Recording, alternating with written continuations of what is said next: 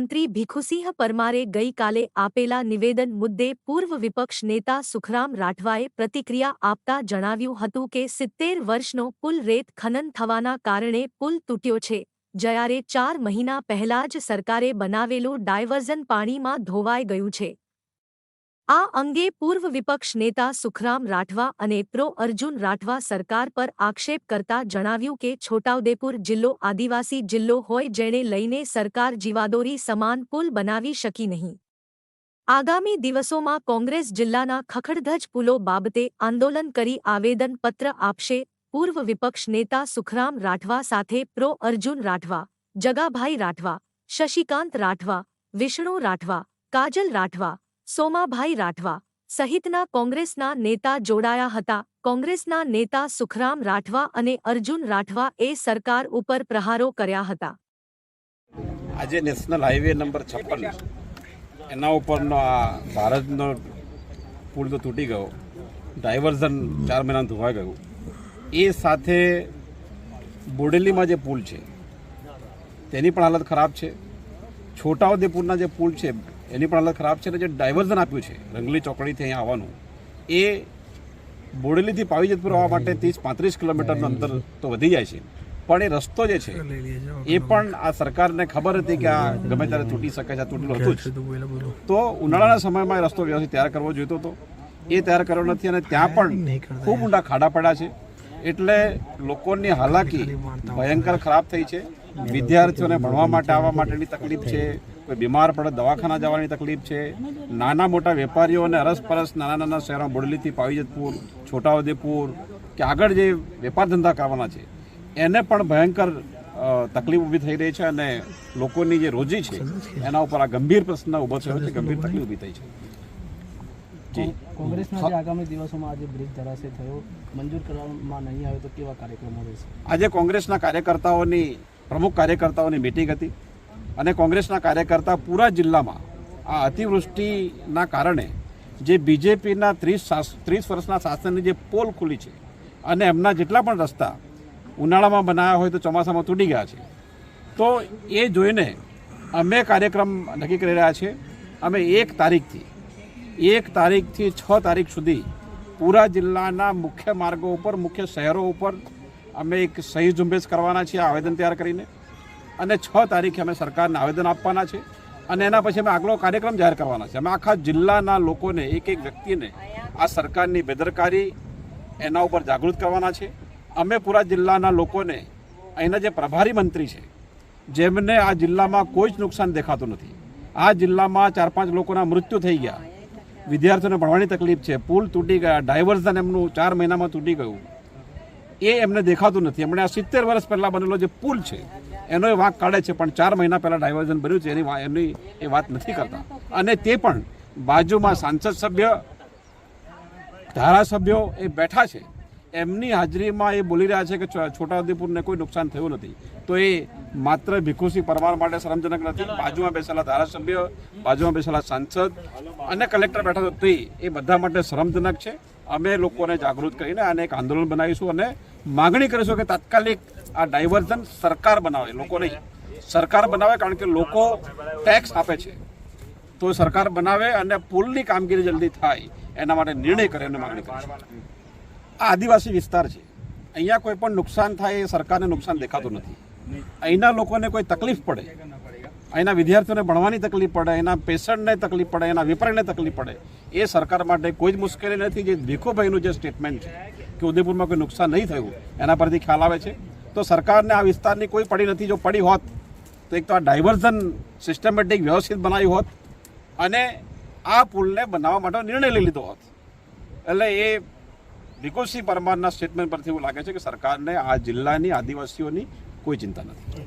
બહુ સ્પષ્ટ છે કે સરકારે પાછલા લગભગ 2005થી સતત બેફામ રેત ખનનને મંજૂરી આપી છે અને સરકારના જે આખું આખું જે ભૂસ્તર વિભાગ છે જેને ખબર હોવી જોઈએ કેટલું ખનન કરાય કેટલું ન કરાય, તો સરકારે એક તો કાયદેસર ખનન કરાવ્યું અને આંખ બંધ કરીને, આંખ આડા કાન કરીને કે નજર બંધ કરીને એમને ગેરકાયદેસર પણ ખનન કરાવ્યું।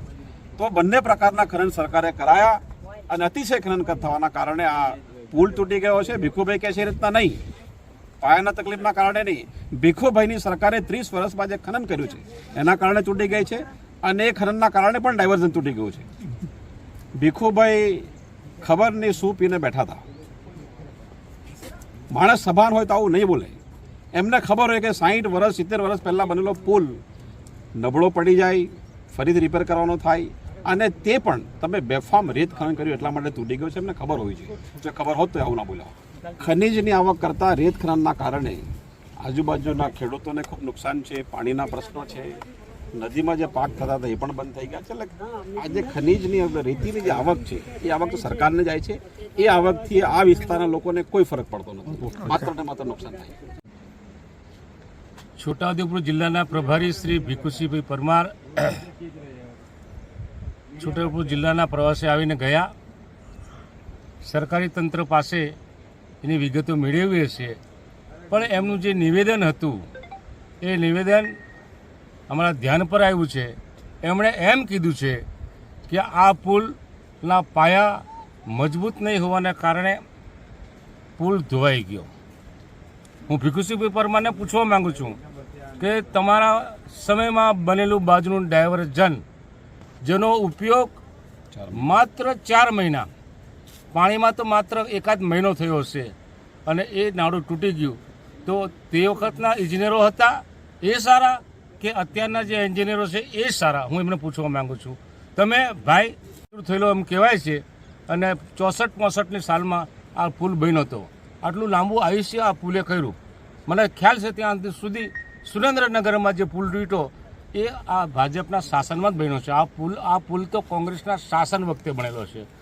તે વખતે આ પુલ જ્યારે બન્યો તે વખતે અમારો કદાચ જન્મ થયો હશે એવું લાગે છે. આની જે થિકનેસ છે એની કામગીરી છે આપણે જોઈ શકીએ છીએ. સ્વાભાવિક છે કે વધારે પુલ પાણી આવ્યું હોય તો નુકસાન થાય, પણ આ જે નુકસાન જે થયું એ અગાઉના જે પહેલે પુલ પિલર છે ડેમેજ થયેલો, એને બદલે બાજુનો જે પિલર છે એ ડેમેજ થયો અને એ તૂટ્યું. એનાથી કહી શકાય કે અતિશય વરસાદને કારણે પાણી વધારે આવવાથી આ પુલ તૂટ્યો છે. અને એમને ખબર ના હોય તો બીજા પણ પુલ બધા તૂટ્યા છે. અમારા ખડકવાળા હુરદલી માર્ગનો કોઝવે તૂટી ગયો છે. એ સાથે સાથે રસ્તાઓ ડેમેજ થયા છે, વાહન વ્યવહાર બંધ થઈ ગયો છે. એ એમને ધ્યાનમાં નથી આવ્યું. કેટલું નુકસાન થયું છે? તમે પ્રભારી છો એટલે આ જિલ્લાના પાલક પિતા કહેવાય, અને પાલક પિતા એમ કહેતા હોય કે નુકસાન ઓછું થયું છે, તો આદિવાસીઓને, આ વિસ્તારની પ્રજાને જે હાલાકી ભોગવી પડે છે એ હાલાકીનું અને દુઃખ એમને ખબર નથી પડતી. જ્યારે પોતાને જ્યારે આવું શોષણો વળાવે ત્યારે ખ્યાલ આવે કે શું પરિસ્થિતિ હશે. ભીખુસિંહભાઈને હું પૂછવા માંગુ છું કે તમારી પાસે આંકડા ના હોત તો તમારી બાજુમાં બેસેલા ધારાસભ્યશ્રી અને સંસદ સભ્યશ્રી એમને જે સેજ પૂછ્યો હોત બાઇટ આપતા પહેલાં તો સાચો આંકડો તમને ખ્યાલમાં આવ્યો હોત. પણ આ તો વન મેન શો. દિલ્હીમાં વન મેન શો ચાલે, ગુજરાતમાં વન મેન શો ચાલે, અને આ પ્રભારીઓ પણ વન મેન શો ચલાવે છે. એનું આ પરિણામ છે. આદિવાસી વિસ્તારનો છે એટલે આદિવાસીઓમાં બોલશે હું છું. અમારામાં કહેવત છે કે પોતાનું બાળક ના રડે ત્યાં સુધી માં એને ધવડાવતી નથી.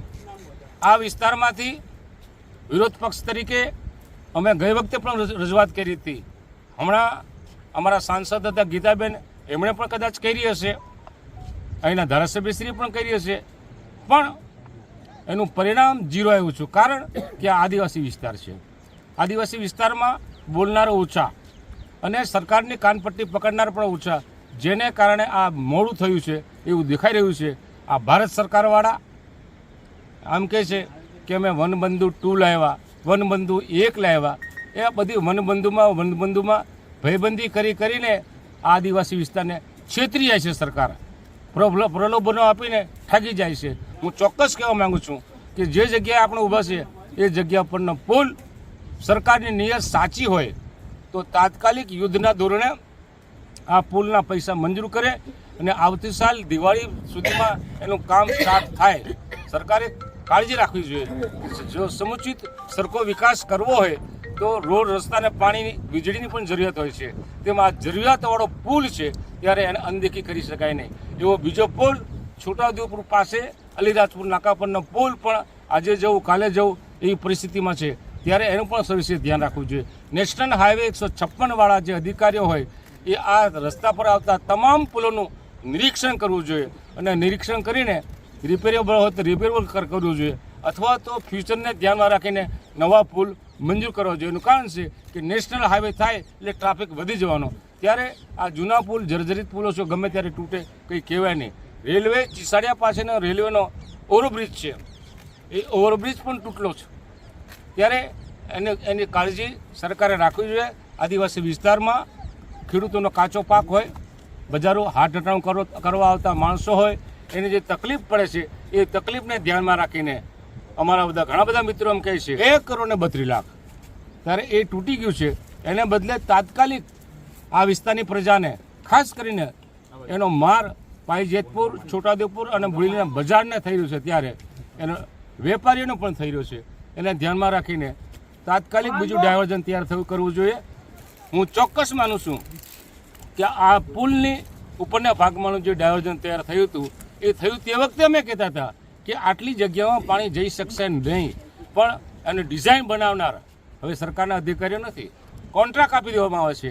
ત્યારે કોન્ટ્રાક્ટ ડિઝાઇન બનાવનાર કોન્ટ્રાક્ટર કઈ જાતના હતા કે અહીંયા સ્થળ પર આવીને નિરીક્ષણ કર્યું હતું કે કેમ, અને સરકારના પૈસા 2,32,00,000 રૂપિયા પાણીમાં ગયા, પાણી એને લઈ ગયું એમ કહી શકાય. ત્યારે આ વિસ્તારની પ્રજાને સગવડતા મળે, તકલીફ ના પડે, એટલા માટે યુદ્ધના ધોરણે જેવું પાણી ઓછું થાય એને ધ્યાનમાં રાખીને આજુબાજુની સાઈડો તૈયાર કરી અને અહીંયા ડાયવર્ઝન તાત્કાલિકના ધોરણે આપવું જોઈએ એવી અમારી માંગ છે. આપણે જોઈ શકીએ છીએ કે આ પુલના પાયા જે તે વખતે કેટલા લીધા છે, કેટલા ડીપમાં લીધા છે, અને હમણાં આ ધોવાણ થવાથી આ પાયા આપણે જોઈ રહ્યા છીએ. એટલે મંત્રીશ્રી કદાચ સિવિલ એન્જિનિયર હશે તો જ આવું નિરીક્ષણ કરતા હોય, બાકી તો ચોક્કસ એવું કહી શકાય કે આ નુકસાન થયું છે અને એ નુકસાન આદિવાસી વિસ્તારને ના થાય, વેપાર ધંધાને ના થાય એની ચોક્કસ અમે કાળજી રાખશું, આશ્વાસન આપવું જોઈએ. તેને બદલે કે આગલી સરકારનો વાંક કાઢતા હોય એવું એમનું નિવેદન છે.